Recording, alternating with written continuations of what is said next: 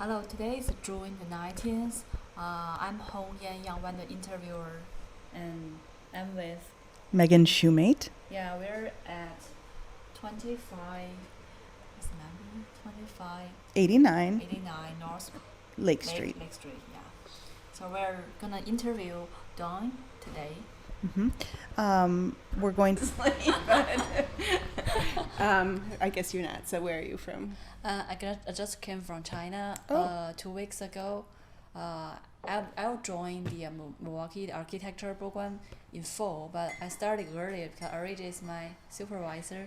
So I like to start earlier to learn more about the program and to acquire some basic skills I for see. for just such an interview. So I'm still practicing. Okay. Okay. And I see we're being recorded right away too. Okay. And what about you, Megan? I grew up in Kenosha and I moved out to the Burlington area. So I live in Lyons, which is kind of in between Burlington and Lake Geneva. Nice and quiet compared to the city. And you commute to school or?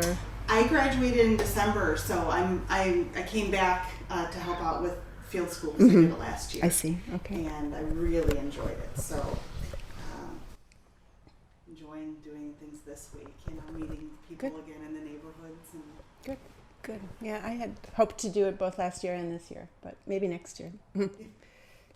Didn't have time this year. Yeah. So. So, So you're around the Milwaukee Preservation Alliance. Yes, yes. I just got that award last month, May 15th. Oh. Otherwise, it wouldn't still be on the mantle. Yeah, Yes, I'm the president of Milwaukee Preservation Alliance, and I have been for about 4 or 5 years now. Oh, you must know a lot about Milwaukee and this neighborhood, right? Yeah, I probably, yes. I think probably as much as, I haven't lived here as long as a lot of my neighbors. We moved in 2001. Okay. And I don't know, have you interviewed very many other people yet this week, or? We did Pat. Pat von Ayer. Pat Van Alia? Van Yeah. Alia, yeah. And she's lived here for 50 years or something like Yeah. that, right? Very long. Yeah. So a lot of the neighbors that I know have been here for that long. So I feel like a relative newcomer, but I did get active in our neighborhood association after living here a few years. So yeah. Yeah, I feel like I know a lot, but then, when I hear some of these people start talking and, they're in the coffee shops regularly and stuff like that, and a lot of, I don't know if you've spent much time in Altera and Prospect, but that's a pretty interesting place to observe the neighborhood, and also, Starbucks on Downer Avenue as well. Actually, that's, but our neighbors go to both shops, and I see our neighbors in Prospect often, and but I don't go as regularly as some people do, and I know that a lot of neighborhood information gets exchanged there. So, So are there anything you find interesting to tell about this neighborhood? I mean, some history. You think that worth to be mentioned? Like,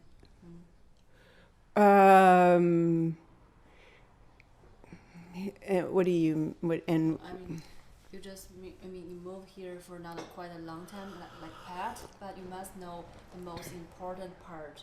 Though it's kind of right, you can observe the most important part more.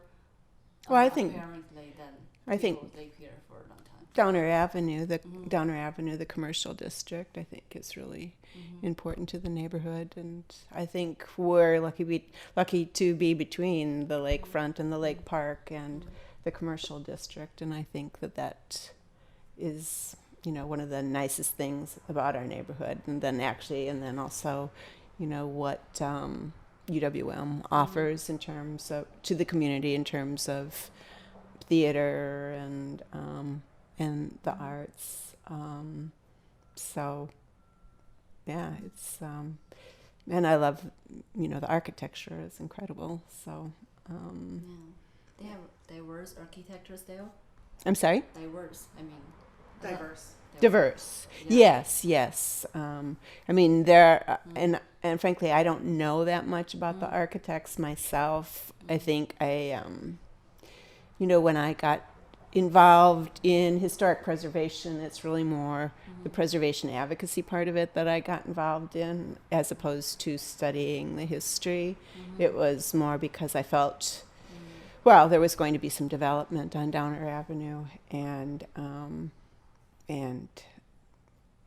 it was my understanding that we were a protected neighborhood, a protected historic neighborhood, and so that began a long process of understanding what kind of protection there is for a local historic district, for a National Register historic district, and what does zoning do, and how do you get it changed, and how do you object to having it changed, and So what all have you learned then, since, being part of the Preservation Alliance, that you didn't really know about the area when you first moved here?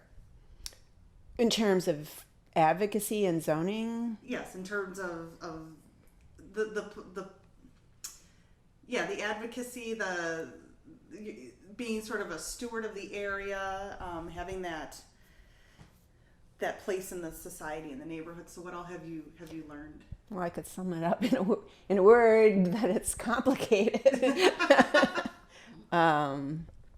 It's complicated. Decisions are made in City Hall by the Common Council. So it's good to know who your local representative is, the alderman. And in fact, that was one of the things we were unhappy with our former alderman, so I worked with my neighbors to get our current alderman elected. I was his treasurer for his first campaign. I guess, complicated. I think the second big lesson I feel like I've learned is that if you want to make a difference in your community, you need to get involved, and there's all levels of politics. I think that people don't want to get involved in politics often, but I think if nothing else, they really should know their local politics, which gets probably the least amount of coverage in the media, which makes it more important to get involved in your local politics. And frankly, our city, I believe, makes it somewhat easy to know what's going on. Our city government has a lot of information online. You can stream the most of the committee meetings. You can attend the committee meetings and the commission meetings, and the agendas are posted. So there's a lot of information, and it's complicated. And the first time you go to a meeting, it doesn't seem to make sense, but and it's not always consistent. It's often not consistent from one case to another. But I think it's important for our community for people to get involved. But I know it's really difficult to do that. And we were doing the interview with Pat. She mentioned that the second or the third president of something called the Water Tower Neighborhood Fund made a decision to tear down some of the houses in the terrace. Well, I have a bird. If that Do you know just when you hear something screeching, that's my bird. I'll probably have to go up in a minute and just talk to her for a second. She said a water tower president. Yeah, made some kind of decision to tear down the houses. That doesn't sound right to me. I thought Milwaukee County maybe purchased houses. There wasn't. See, and I don't know that much about this history. Milwaukee, I believe there was Milwaukee County Historical Society in one of the houses on Wall Avenue, I believe. Does that sound right, what she told you? So I believe the county owned the properties. And yes, that was, so historic water tower, let me see. So at that time, it was the water tower, historic water tower landmark trust, I believe is what it was, water tower landmark trust. And she was one of the founders, I believe, right? And yes. Okay, fine. Let's go. Could you please a little bit go back a little bit for? So yes, we were talking a little bit about how the county owned property and tore some houses down, and that was one of several things I think that got people in the neighborhood activated, and I believe that was probably in the 70s, maybe in the 60s, but I think in the 70s. And you know, again, I wasn't here, and I've heard, I've had presentations on the founders of Water Tower Landmark Trust, and kind of every day I get something, I shouldn't say every day, but you know, every once in a while I learn something new that I'd never heard before, and then I also forget a lot what I was told. So, yeah, it was a combination of things. UWM, I think, had an idea of purchasing property, and I don't know if it was supposed to be up to Park Street or Newberry or what, and they were going to expand the campus, I believe, and St. Mary's Hospital, which is now Columbia St. Mary's Hospital, this is Lake Drive here. They wanted to close Lake Drive, starting at the stop sign at the end of this block. I believe that was their original campus plan, and to, you know, just build their hospital campus across Lake Drive. So, which would have taken down houses up to the stop point where there's not really a lot of houses there, but well, yeah, I mean, on Terrace there actually are, and that would have been across the street from Barbara Elsner, who lives in the Frank Lloyd Wright House. So somebody's been interviewing her. I guess it's not been your team interviewing her. What? I said that's very neat. Yeah. Well, so she was one of the, I think a lot of people were involved, but Barbara Elsner on Terrace over there was really the energy, you know, I think she became the core of the preservation organization in this neighborhood. Yeah, but you have been supportive for this also. What brought you here? I mean, you moved 2000? I'm sorry. I mean, what brought you here? Why did you come to Milwaukee? Well, I'm from Milwaukee. I'm from, you know, I lived west in a suburb. But as soon as I was an adult, I moved to the east side. You know, I always liked the east side, but I had a friend who lived over here, so it made it easy to come and live in this neighborhood. And so that would have been in the 70s, and pretty much ever since the 70s, I've lived, you know, the majority of my years in this area. I lived a few years in Madison and 5 years in Chicago. But, you know, so most of my adult life has been on the east side of Milwaukee. So I'm, you know, familiar with the neighborhood. I moved to Chicago, for my job, and lived there for 5 years. 1 year after I moved there, I went to my high school reunion and met the man who became my husband. I didn't meet him, but, you know, we he was separated, and I was single, and we started dating, and he had lived on the east side of town when he was going to college. So after we did a long distance relationship, well, Chicago, Milwaukee, not long distance, but we commuted, for 4 years. I moved back to Milwaukee, and when we moved in together, we decided to get a house on the east side. We lived over on Hackett, 2900 block Hackett. And it was a really pretty house, but it was an odd house, and the space wasn't it just we weren't comfortable there. So after about 3 years, we didn't have any plans to move, but a friend and I walked in this neighborhood often, and I drove past this house often, and they had spotlights in the yard, and this was a house that I always thought looked pretty.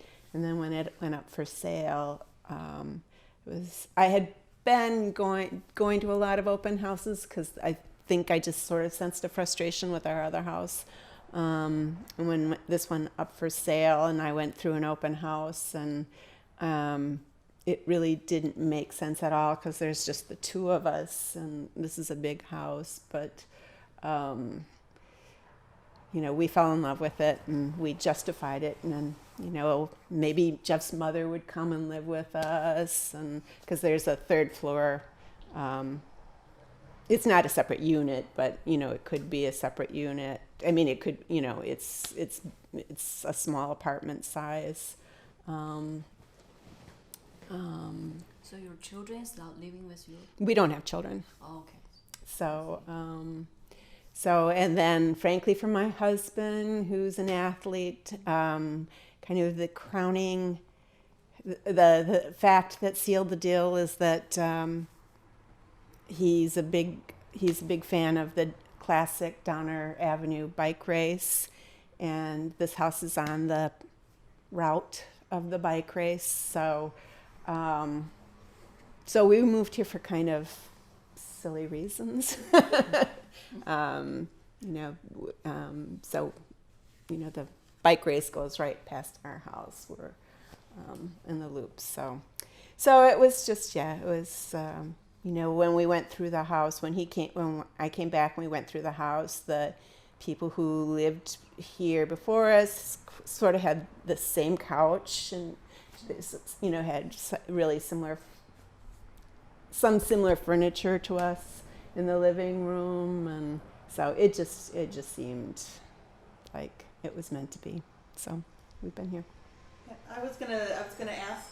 You're here on the corner, and you have lots of windows, so you can sit and watch outside, even and have a nice relaxing morning or evening, even when it's not so nice outside. And then you have a nice front porch that you can sit out and enjoy nature. So how do you do you have that relationship with nature here too, or do you get out and enjoy it? Or well, I do a little bit of gardening in the yard. I think once you move into a house this size, that nice relaxing morning, you're both going to work. We frankly sit in the sunroom. We can go in there later, which has even more windows. I have to say, though, the porch actually was another contributing factor. That was something I didn't like about our other house, is that I had always wanted to have a house with a porch, and our other house didn't have a porch that we could really sit on. So that was another factor. I think we don't sit in here all that often. And we're sort of surrounded by trees, so even when we sit in here, I don't necessarily see a lot of what's going on, which is fine. So you have privacy at least then from the I street. think, considering that we're on a freeway, it's not a freeway, I'm sorry, but we are on highway, Lake Drive is Highway 32. Right. So we are on a highway. Well, the way people drive by here pretty fast, it seems like a freeway. Yeah, people do drive too fast. So yeah, and the houses are set back. I feel to some extent we have a fair amount of privacy here, but yeah, when we sit it, we tend to sit. The sunroom is where we have our sort of what do you call when you have a table in your kitchen? It's it's our breakfast room, I guess. So we eat breakfast, lunch, and dinner there, and read the newspapers, and we have a pretty good view of people walking by and stuff. So yeah, and then of course when you do yard work, that's when you really get to know your neighbors, and because other people are walking around in the neighborhood, and everybody stops and talks a little bit. So and then the park over there. My husband especially takes advantage because he runs and cross-country skis and bikes and everything. So he is the one that really enjoys living in this area in terms of nature. He, the access to nature. But we. I mean, in summer I have a little bit of a lake view if I sit over there. So it's pretty wonderful. Yeah.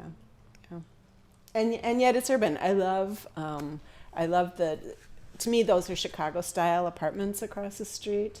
Because the units, I believe, run, well, I'm not sure, but it seems like the units run from front to back, and there's there's the back porch. So they have, it would seem that the units have like a front and a back exit. I don't know exactly what those units are like, but they remind me of Chicago style brick apartments. So.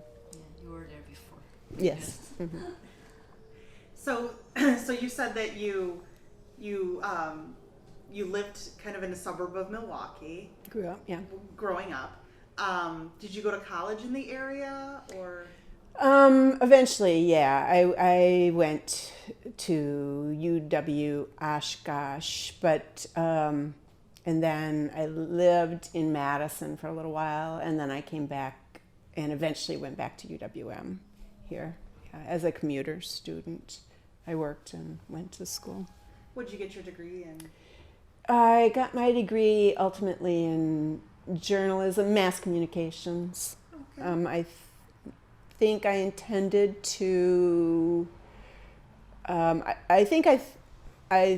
thought I would probably go into development for like public radio. I didn't really see myself as being a journalist, but by that time I had been working in bookstores for a number of years, and just as I was graduating,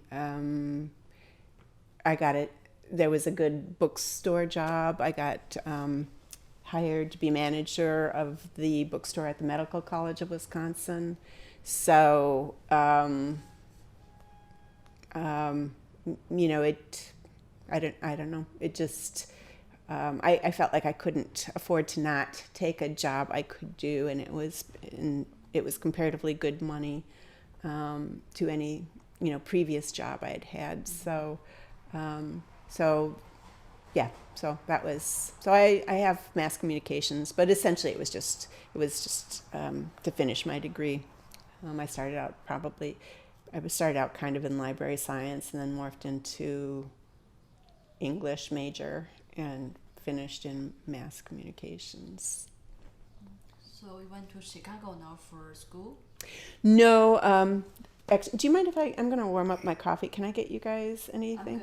I'm good. Would you like a little more coffee? Sure. I'll just bring it out. Go for a job, because then my career actually was in book selling, and I went from being a bookstore manager to becoming a publisher's sales rep. That's okay. I became a publisher sales rep. And at that time, there were a lot of independent bookstores. And in Chicago, Crocks and Ventanos was a large independent chain. And all of the big Midwest, I was the Midwest sales rep. I worked for a consortium that represented Harvard, Yale, and MIT University presses. So all of the big accounts in the Midwest were in Chicago. So when I was hired for the job, I needed to move to Chicago.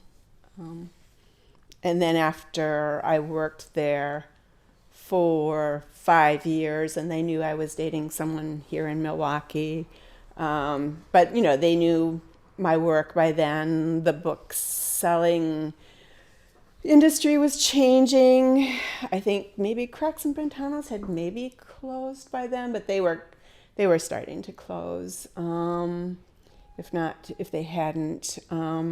And so the people that I worked for felt like it didn't matter whether I lived in Milwaukee or Chicago, that I had a large territory to travel, and I could travel as easily from Milwaukee as Chicago, and so. Are you retired now?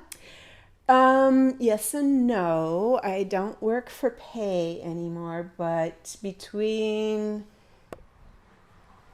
with the work that I do for Milwaukee Preservation Alliance, which a lot of it's preservation advocacy, but also I'm working to try to take it to the next level where we have funds to hire our first full-time executive director. So that takes up quite a bit of time. And then also the work that I do with the neighborhood association, Historic Water Tower neighborhood. I'm been a board member since I think maybe 2007, 2008. And because I don't have a work schedule like most of the other board members, I make myself available for extra meetings and stuff like that. I guess, so between those two things at least, I feel like I'm working pretty much full time. So I hate to say, I guess technically I'm retired, but only from a paid job. So you're still active. Yeah. So could you give us some example for what you have done for the community, like some advocacy events?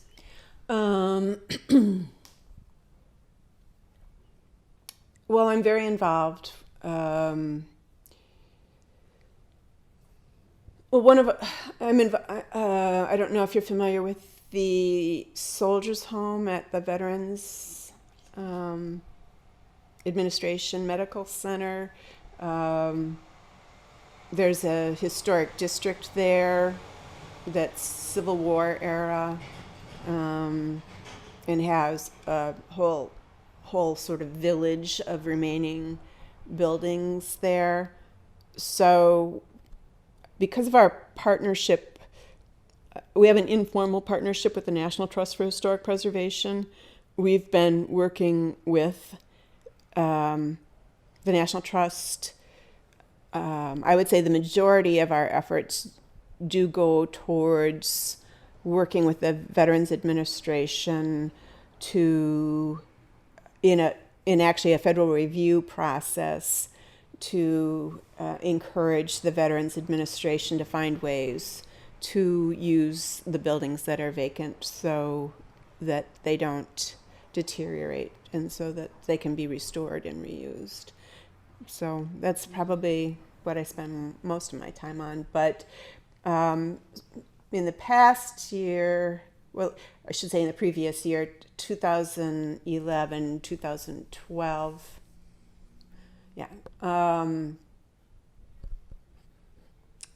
there was a movement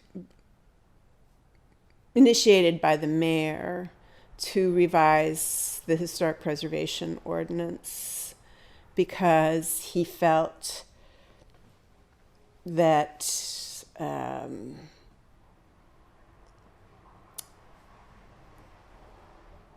people trying to make sure that our buildings that had already been designated historic, so the city had determined that the buildings were meaningful and had historic value. The previous year, a developer had wanted to take some of these buildings down, and there was some sense that the Historic Preservation Commission had stood in the way of progress. And even though the developer and the mayor were all successful in what they wanted, they still seemed to feel that the Historic Preservation Commission demonstrated too much power to curtail progress. And so there was an initiation from the mayor's office to revise the Historic Preservation Ordinance. And so key stakeholders in the ordinance worked over about a period of a year, and and I was representative of as president of Milwaukee Preservation Alliance. So we worked together for over a year to read and critique draft revisions of the ordinance, and when it was important to get the community to come to a hearing, got the community out to come to the hearing. And so that also took up quite a bit of time. There was a real concern. There would have been a lot of ramifications if the ordinance had been changed, including the possibility of losing the opportunity to get tax credits when we restore our buildings appropriately. So, it could have been bad for our neighborhood. So I was involved in part because of Milwaukee Preservation Alliance, but also because as a board member of Water Tower neighborhood. So that took up a lot of time. And do you think the community members care about the community when you talk to them to try to hear about their views? What do Are you asking, did the community care or no? Or did they care? And what did you hear from them when you were trying to know about them? Well, I think certainly our neighborhood association was interested and concerned. To some extent, there wasn't a lot of news coverage. I'm not sure a lot of people knew everything that was going on or understood all of the ramifications. But when it came time to have people, sign a letter to the mayor or come to a hearing, from our neighborhood, from this neighborhood, we did have a number of people show up, and a number of people signed a letter to the mayor. So yes, I wouldn't say that historic preservation in our neighborhood is as strong an incentive as it was when the founders were getting the organization together. Anyways, that's my perception. Barbara Elsner might tell you differently. It's always a struggle. It has to do with property rights, and people have strong feelings about property rights. And in my opinion, none of us can do whatever we want with our properties because we have zoning, and I'm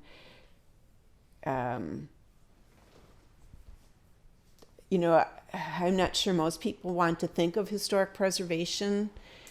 If your house is designated, I'm not sure people want to think of that as a layer of zoning, but to my mind, it really is. It's just another layer of zoning, and it has restrictions the way that any other level of zoning has restrictions. And so it's interesting to me that people mostly don't understand zoning, I think, but to some extent, if they are told that the zoning prohibits them from, building another garage or doing whatever on their property, they understand that. But if the zoning says, no, you can't change the facade of your building, that they don't understand. And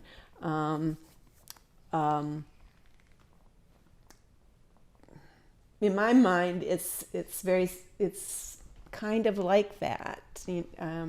But I'm not sure even other preservationists would necessarily agree with me. But I could be right too. I'm not sure. When you speak about your neighborhood, in your mind, what do you see the boundaries of your neighborhood being? Well, I know the boundaries of our neighborhood association because I work closely with the boundaries. So, I know. Do you want me to tell you what the boundaries of our neighborhood association are, or how do I feel about my neighborhood? How do you feel about your neighborhood? Well, I see sort of concentric circles,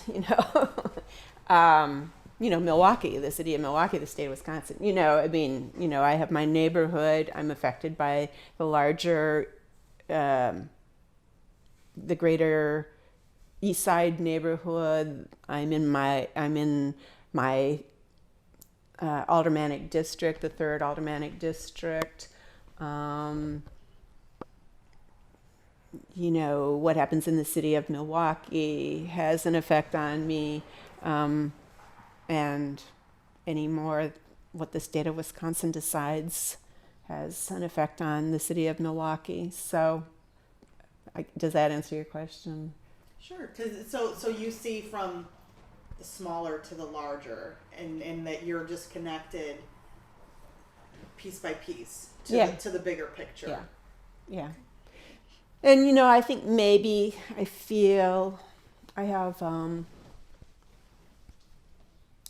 I guess in some of the work I've done, I've learned that the ordinances specify that someone within 200 feet gets noticed about something, gets a notice that the zoning is going to change, or they're going to get an exception to the zoning here.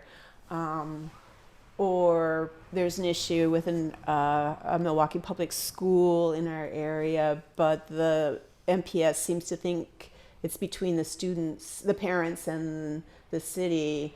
So I start to understand that the ordinance and the statutes recognize that my neighborhood is kind of tinier than I perceive it to be, and that you're standing in the law. Your ability to challenge some decisions are based on how close you are to that piece of property or something.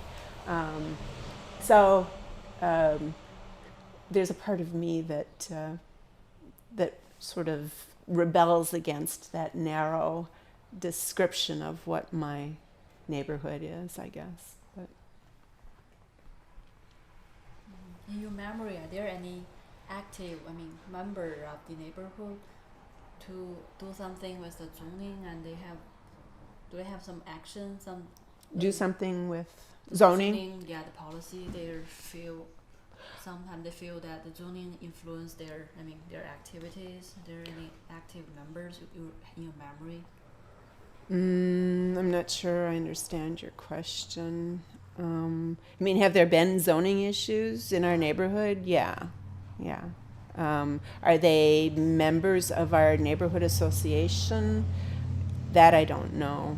But yeah, within our neighborhood association boundaries, yeah, there's pretty much annually zoning issues. They mostly get resolved Most exceptions are approved, and generally most of the exceptions are reasonable, but occasionally, the neighborhood association takes a position that we feel the exception isn't reasonable and could do damage to the character of the neighborhood. Sometimes we have influence as a neighborhood association, and sometimes we don't. So I'm going to ask you more about the neighborhood. A few different questions. What do you see the personality of the neighborhood as being? Could you give me a for instance? For instance, do you see it as, I guess, being a fun, upbeat neighborhood, or a more sanguine neighborhood, or I mean, with the traffic here, I'm sure it's an on-the-go sort of neighborhood, but... Well, specifically to me, living on this corner, it feels urban to me. Living across the street from apartment buildings, we have condos to the south and to the west of us. This is an unusual block on Lake Drive, I think, in that we may be the only owner-occupied house on this 2500 block. I shouldn't say owner-occupied. I mean, condos are obviously owner-occupied. Condos are owner-occupied, but... A single family. Single family. Yeah, we're the only single family owner-occupied house on this block, I think. So that makes us, frankly, different from the block north of us and then the blocks south of North Avenue.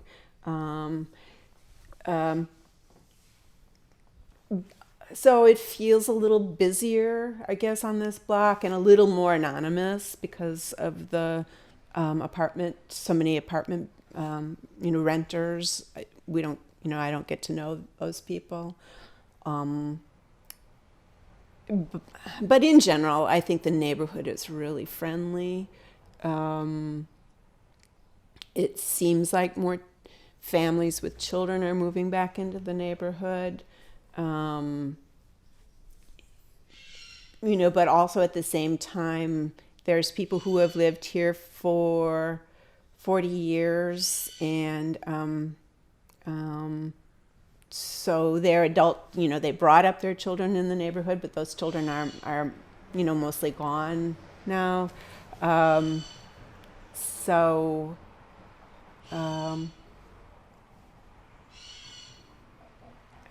don't know if that helps you, but let me just go speak to my bird in her brain. I think that in terms of the personality of the neighborhood, I don't know what River West is like or Bayview.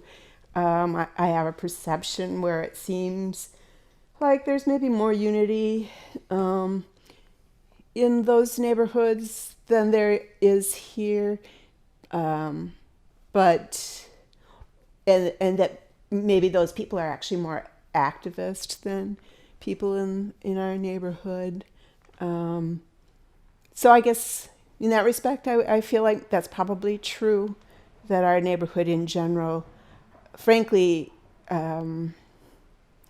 especially compared again to the founding of the Water Tower Neighborhood Association, I think people are in our neighborhood are probably a little reluctant to get involved. They have business connections and political connections that they don't want. They feel like they can't rock the boat, and I guess it's hard to say without living in other neighborhoods if that's the experience, but sometimes it feels like that to me. But I did note during one of the Thurston Woods, I think at least during one of the Thurston Woods presentations, I think one of the couples talked about that it was always them, that everything fell to them in terms of, when there was an issue in the neighborhood, that they were the ones that had to take the lead, and that they got really tired of doing that. And I don't feel like, that it's always me, but it was interesting to me to hear that, because I think there are people in our neighborhood association who do sort of feel that way sometimes. It's like other people should get involved as well and help carry the weight. Okay, so kind of piggybacking off of the personality with the neighborhood, some of the businesses in that, which ones do you typically use? What are kind of the things that you do around in the neighborhood? Well, I'm a moviegoer, so that's probably the main thing that I do. When I buy books, I buy them at Boswell's. I like the bookstore, although I'm a big library user as well. Trying to think of the shops. We eat at the Via restaurant quite a bit, so we like that. It's very handy. The liquor store, the hardware store, the grocery store. So all of those things are important to us, I think. The community have library, right? Community library. The library is on North Avenue, so that's about maybe 6 or 7 blocks away from here. Mm-hmm. It's being remodeled right now. It's closing on Saturday. Mm-hmm. Nice. To be torn down and rebuilt. So the library, the place where the library stand used to be a library, but were torn down before and rebuilt. It's a library. It's open as a library right now, but they're closing it. They're in the process of closing it, so they can, and they're moving to a little storefront while they build a new building. But it's going to be a development. It's going to be a condo development with the library in the first and second part of the second floor. That seems to be the way things have been going lately. Is you build a building and have some sort of business on the first floor, and then the apartments and that up higher. And when we spoke with Pat the other day, she mentioned about how some of the buildings in the area are going higher and higher, so that building more apartments that way. And that would be, oh gosh, she said that there's a retirement community, and there's already some high rise. Right, on Prospect. Yeah, that they're changing. So do you see those issues as changes in the architecture as preservation issues, or you don't really want to get me started. No matter what happens in any development, preservation, the community needs to be involved from the start, and the community needs to be listened to.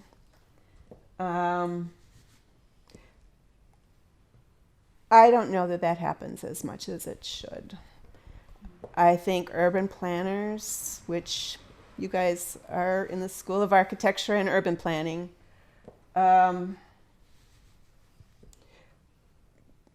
through research and study, urban planners develop a theory of what's best for the community, and density is seems in my mind to be the one idea that percolates to the top, even though my vague understanding of urban planning and Jane Jacobs, that's her name, right? Jane Jacobs' Life and Death of American Cities. Sometimes it seems to me the idea of density and tax base surpasses what the community wants. Were you talking about the journalist, Jane? A journalist? It's Life and Death of American Cities, Jane Jacobs. Yeah, Yeah. The Death and the Life of American Cities, the book. Yeah. Yeah, she's sort of, I believe, I don't think you talk about urban studies without mentioning her within the first two or three. She cares a lot about the diversity of the community. Right. Yeah. But I think she also spoke a lot about evolution in the community as opposed to coming in and the evolution coming from the community. Whereas in this city, as in every community, and for some good reasons, development tends to come from the top down. Well, I understand kind of their thinking with that is, you know, if you, all right, so you're building this tall building, you know, bring more people to the community. There's more space for people to move into. I understand that. But on the same token, now we're seeing a shift, whereas a couple of years ago it was a shift to more renters versus buyers because of the housing market. Now we're seeing that flipping around, and there's more buyers, and while the renting is still strong, it's starting to, you know, as housing prices are starting to level out, the bubble's sort of done, and we're getting back on our recovery, sort of. You know, things are shifting and changing, so you're going to have these high-rise buildings for renters, and you know, what if there's just, you know, what if the renting community gets into its own sort of bubble, and all of a sudden, and then what's going to happen to these buildings that were preserved and under this you know, this umbrella of the preservation, and they've completely gone and revamped it, changed it, kind of. So I'm not really. And what about preservation in that? So you have like a building where the let's say where the library is, and that's sort of, you know, an older building, you know, it's got that architecture. Now they're going to go in and change everything and make another high rise sort of, you know, taller building. Yeah, that's not high like yeah. U.S. Bank or whatever, but you know, so that's going to change the entire landscape of this area. And you know, what happens when there's not enough renters anymore, or the prices have gotten too high, or something occurs, and then they don't have that base, and you know, you don't want to see that building kind of get dilapidated and go downhill. So yeah. I completely understand where you're coming from with worrying about how an urban planner thinks, oh, we need to make more space for people. But then there's, you know, these other aspects that can come in. Yeah. And it's just destroying the look of the neighborhood, the feel of the neighborhood. Right. There's just so many considerations, and I mean, like I said, it just in a way it boils down to being complicated. You know, tax, but I really do feel the demand needs to be there before you start building, whereas, you know, gosh, what all went on during the housing bubble. I mean, in part, you know, bankers were making money by selling mortgages, and it didn't matter if those were sustainable mortgages or not. They just were being, you know, bundled into a financial product that somebody bought. So there was that whole problem going on. But partly because of that, there seemed to be a need for housing. Cities all over America were, you know, building to bring people back to the downtown to increase their tax base. And I don't know enough about urban planning or any all of that. But, you know, as a business person, and specifically a person in bookselling, but which is retail, so I'm not sure that's a good example. I'm not. I mean, you can make demand, you can create demand, but I think that, you know, especially for construction and housing in cities, it just seems to me the demand should be there. The construction, to some extent, should be a little bit behind the curve, in part for what you're talking about. You know, a lot of the United States was participating in the build it and they will come, and you know, how has that affected American cities? I don't really know. I think, you know, Milwaukee is probably not suffering too much from empty buildings, but there certainly, I think, was some concern. The towers on Lafayette, you know, I know that, I mean, they went into foreclosure. They were supposed to be condos. You know, now they're apartments.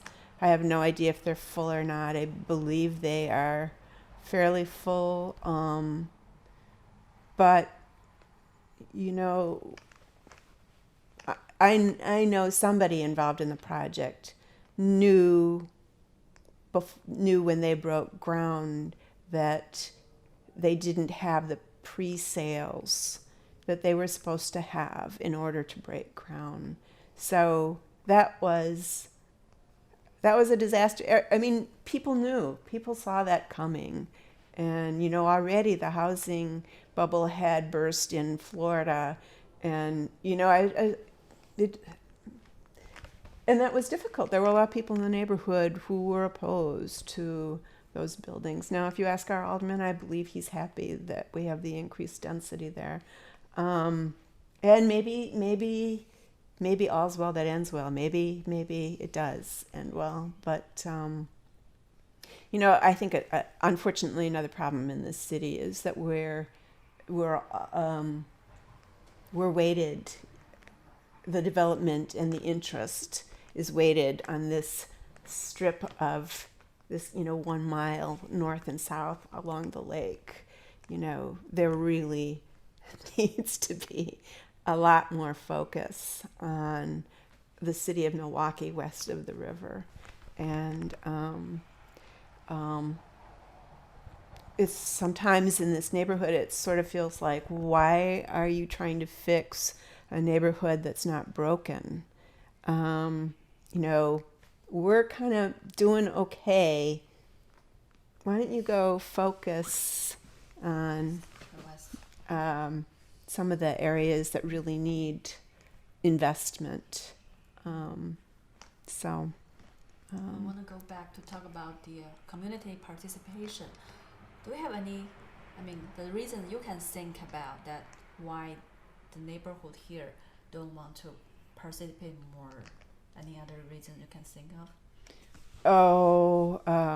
Just your thinking. People work 40, 50, 60 hours a week. They have children. They're on, you know, they're volunteer for organizations. So a lot of it, I think, is that people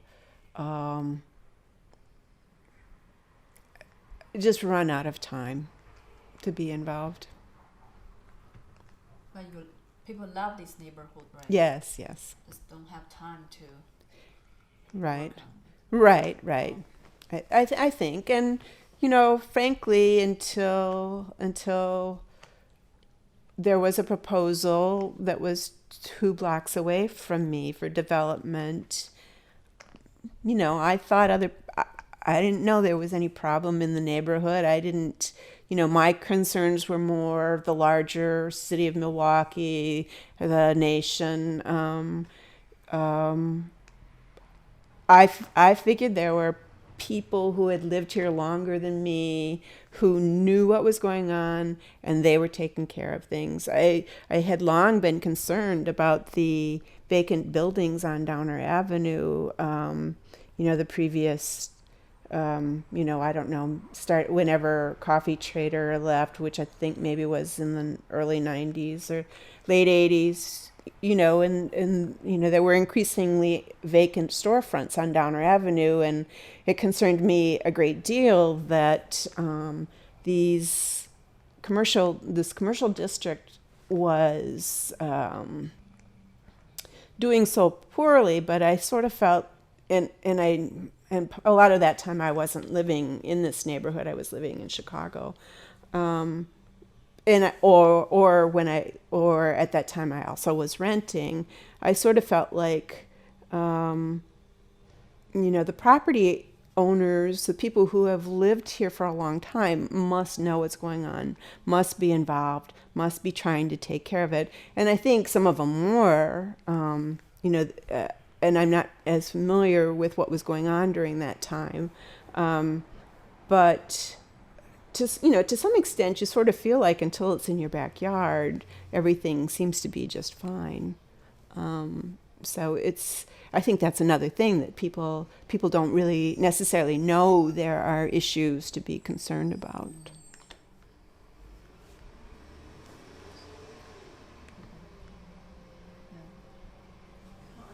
We're good? Yeah. I'm pretty much done asking questions. Okay. I don't want to keep you, too much longer. Oh, that's fine.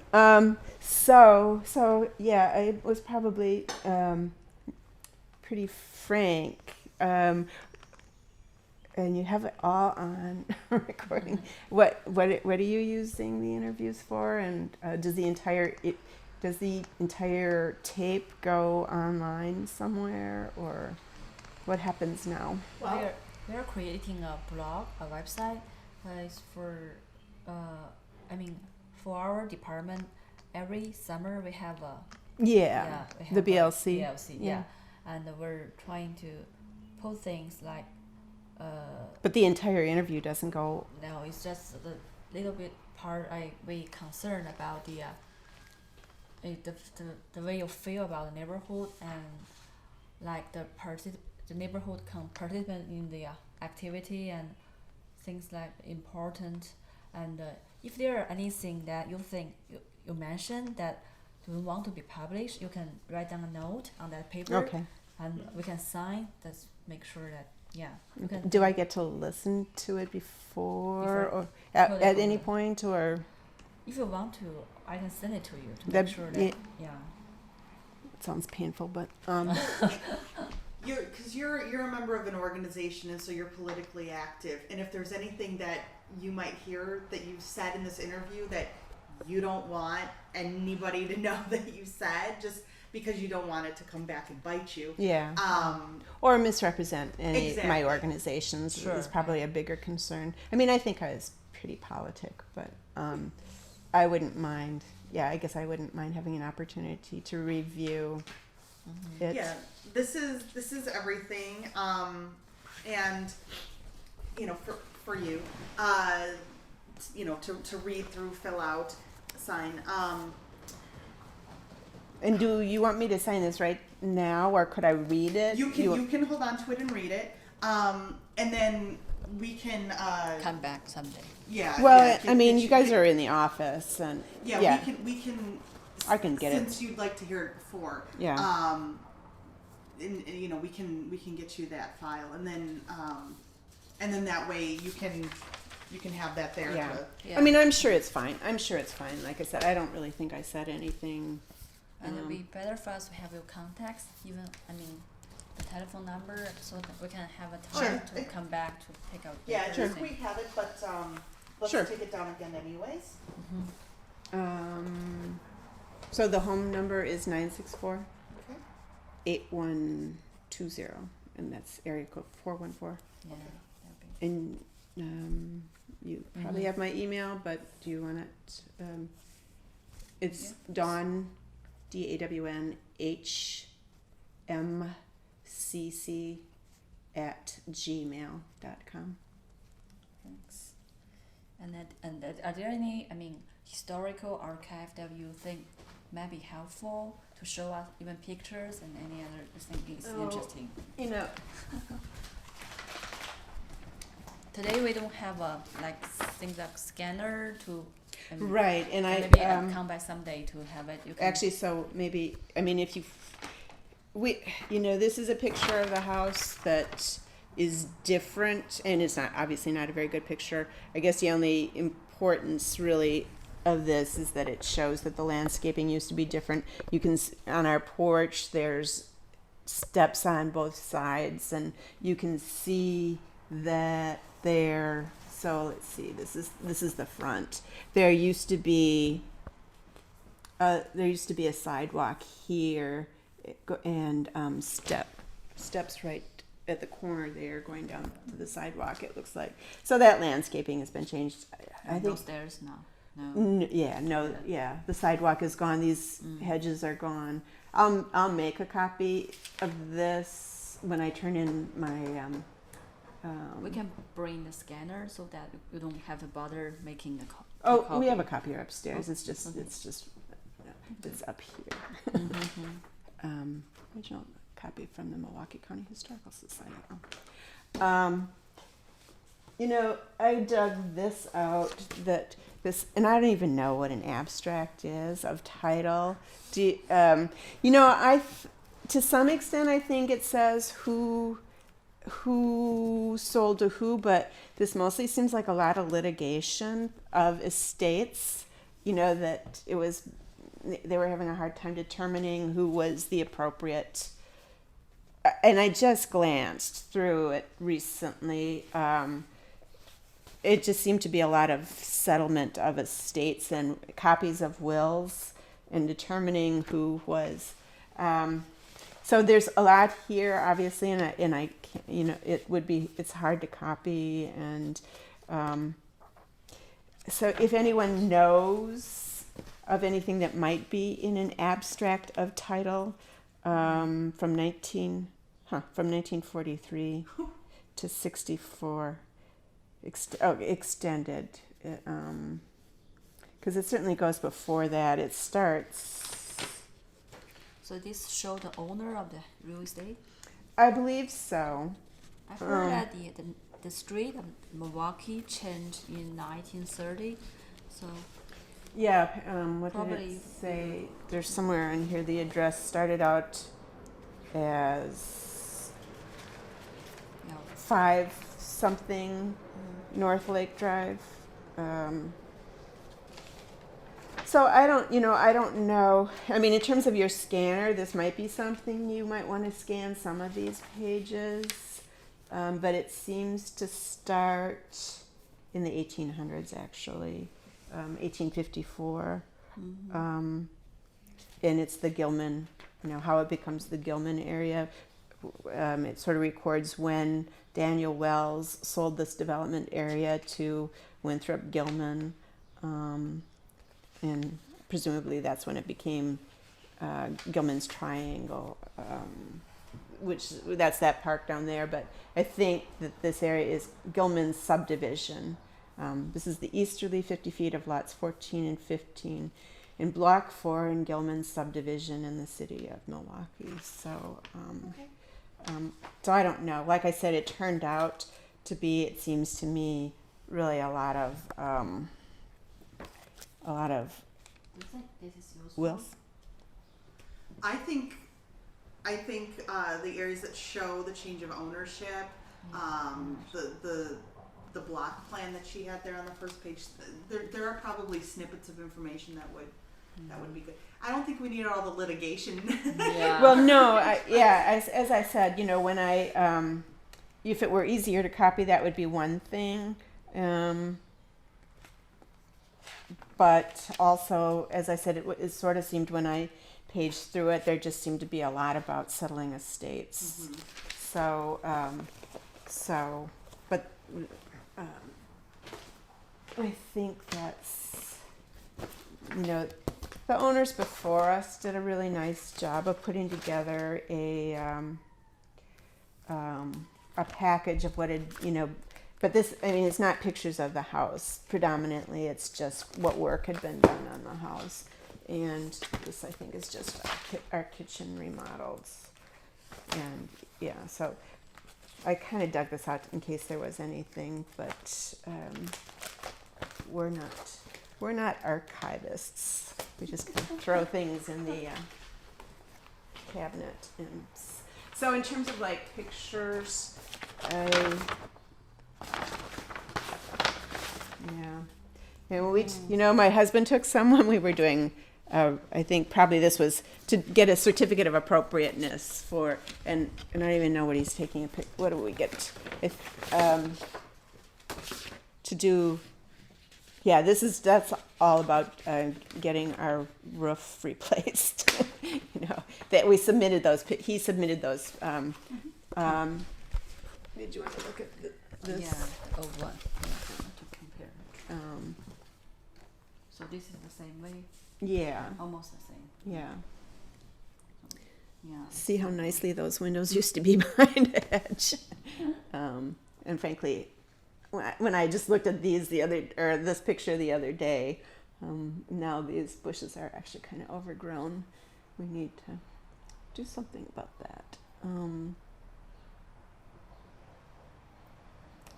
So, yeah. This trees is gone. No, actually, these two trees are here. I think they're the city trees. This tree, no, and this tree is here. So, there was a tree. Yeah, this is after that. We had a tree in the between our house and the garage that came down, a big tree. Did you change the sidewalks? We didn't. No, that was done before we moved in. Yeah. Oh, see, the address used to be 547 Yes, that's what. Lake Drive. Yeah, that's what I knew. I'd seen that somewhere. So yeah. No, we don't. We always think we'll go down to the County Historical Society and do some research, but we never. Yeah. When we really retire, that's what we'll do. So, which page you think we need for this? I have just few pages. Well, do you have a scanner with you, or No, we you don't. We don't have it today, but Yeah. someday we can bring one scanner here. Yeah, I don't know if there were any even to take out because lots of people are Right, doing yeah. Yeah, Yeah. we're doing the same time. So, So sure, yeah. If you want to come back, and and even if you want to come, you can sit with that for a while. I don't really want to let it go anywhere. right. I I don't blame you. I'm not in architecture. I did public history, and so I studied archives, and Oh, so so I'm you I'm probably one have- of those people that's like, be very careful with things. So I mean, if someone wants to come back and look at that for an hour or so, I mean, I don't, I'm usually around, so somebody can sit in the dining room with that and look at it and determine what they want to copy, if anything. Yeah. Yeah, because, wow, it's gone through a lot of different facets here. Yeah, I'll put my number here just in Okay, case. thank you. Yeah. Oh, I see what it is. So you understand that more than I would? I see. Okay, so this is a bunch of different blocks and lots. Mm-hmm. So it's not just this house here.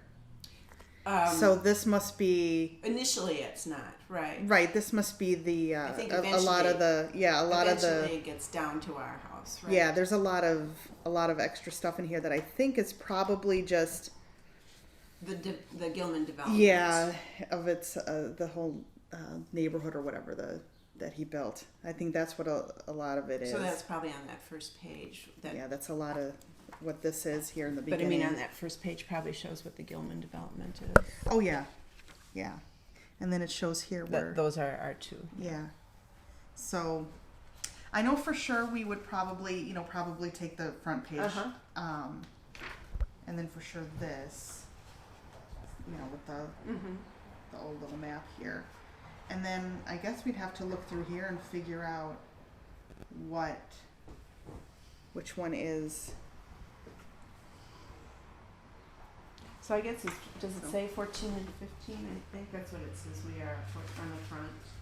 Doesn't it say? Well, it's 14 and 15 in block 4. Oh, okay. So yeah, the previous owners did leave this for us, despite what it says on the outside of the envelope.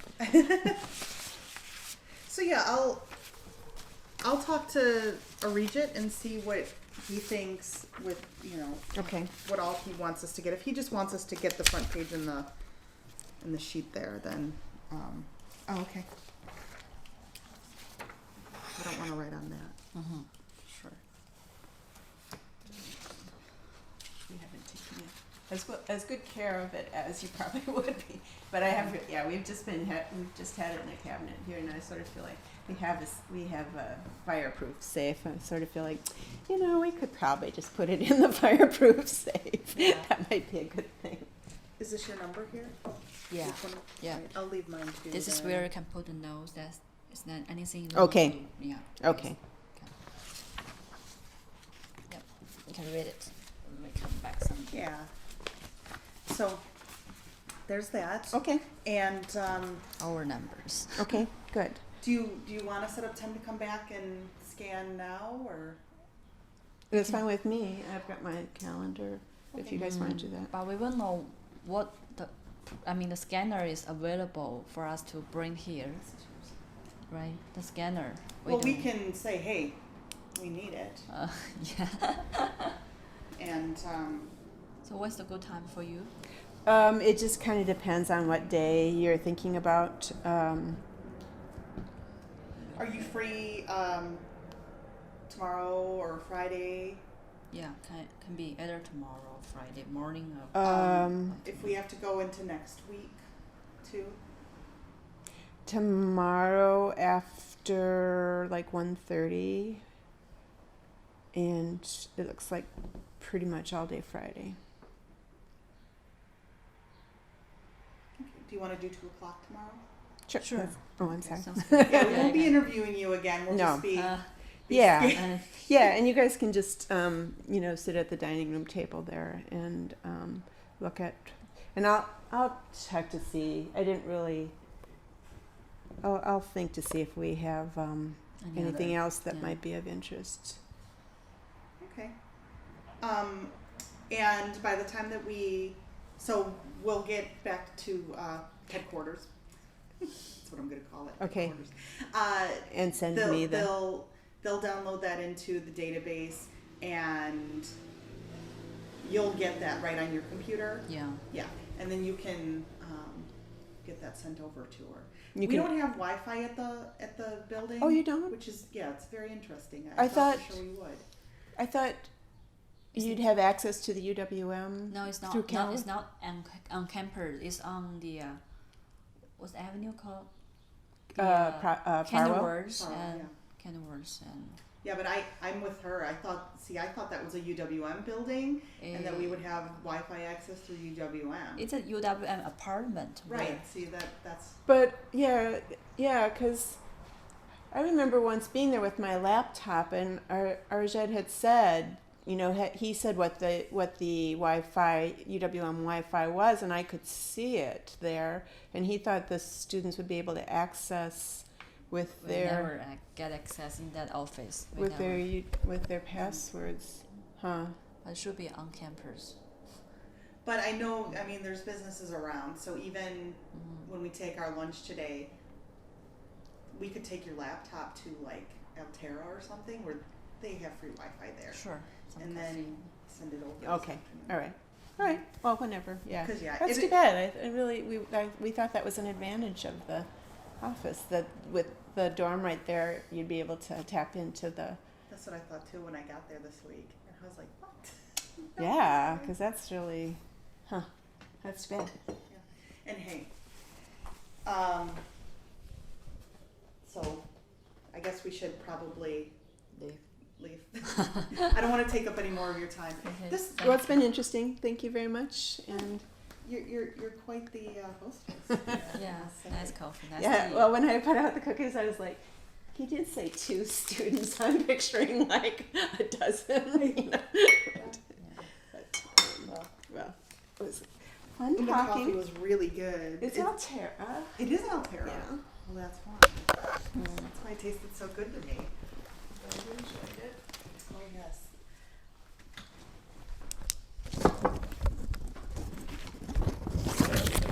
If you want to just take a little walk through. Oh, sure, actually.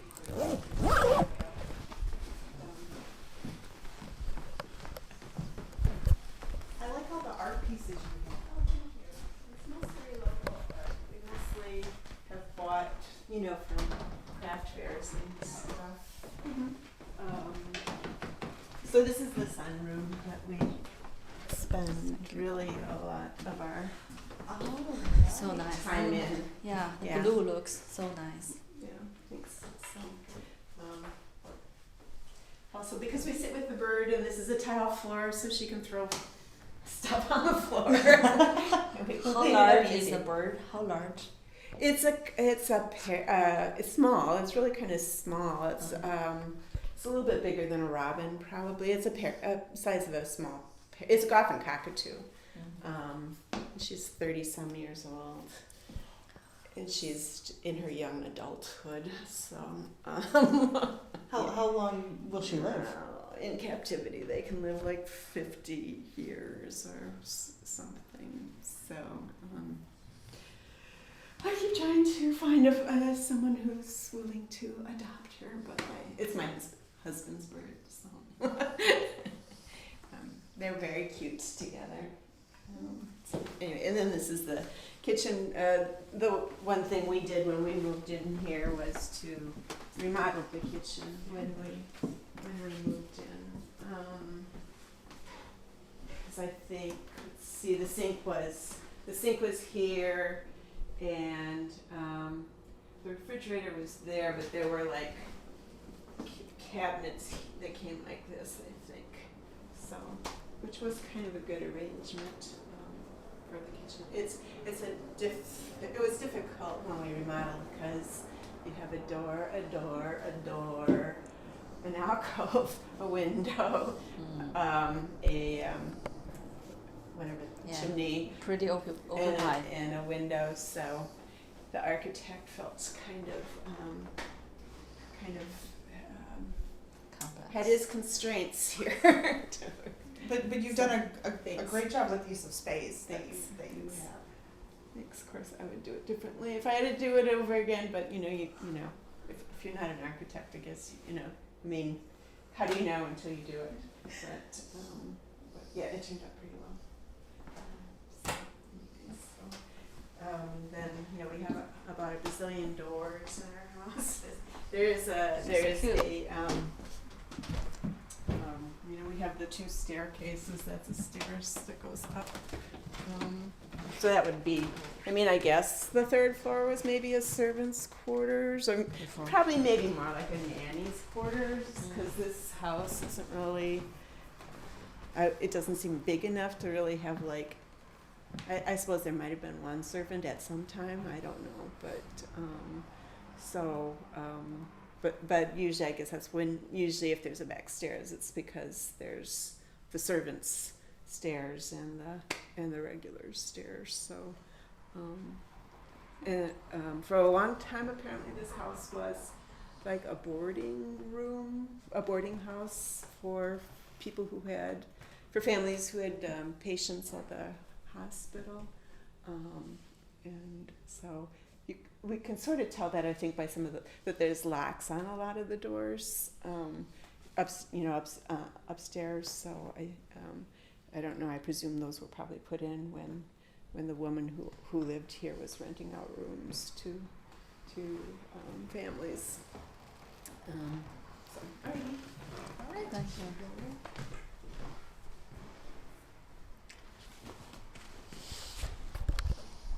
So we'll see you tomorrow, 2 p.m. 2 p.m. Sounds good. Do you have another interview that you're going to now? I have one around 12:30, I think. Who is that? I think I knew I saw all the people on the list. I'm just help. I don't know who is that. I'm just. Oh, you're just going to help. Yeah, I just knew it today. I know that Arjit wanted to go back. You're welcome. Thank you Very so nice to much. meet you. To Barbara Elsner, so I don't know if somebody's doing that. She was living the right house. I mean. Yeah. So maybe you'll be lucky enough to go to that one. Yeah, I would like to see. Well, thank you so much, Dawn. All right. Well, thank you.